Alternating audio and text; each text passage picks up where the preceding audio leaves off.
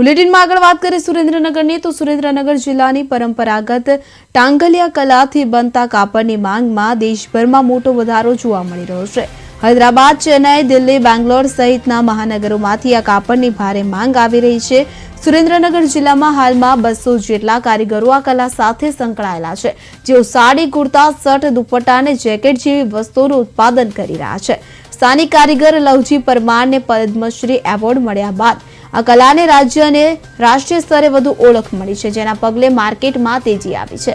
આ કલાના કારણે સ્થાનિક કારીગરોને દૈનિક ₹600 જેટલો રોજગાર મળી રહ્યો છે। તાજેતરમાં બ્રાન્ડ પીટ દ્વારા પણ ટાંગલિયા શર્ટનું પ્રદર્શન કરાયું હતું, કે જેનાથી આ કલાનું આકર્ષણ વધ્યું છે।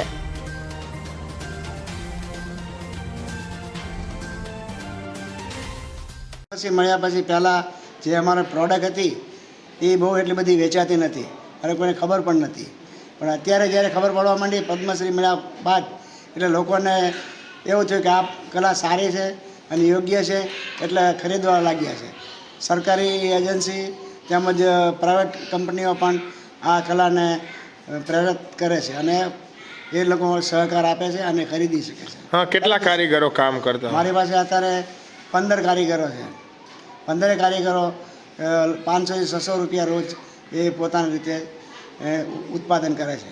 શું શું બનતું હોય છે આમાંથી? આમાં સાડી બને છે, કુર્તી બને છે, જેકેટ બને છે, સ્ટોલ બને છે, દુપટ્ટા બને છે અને ડ્રેસ મટીરિયલ પણ બને છે। ક્યાં ક્યાં સપ્લાય કરો છો હાલ?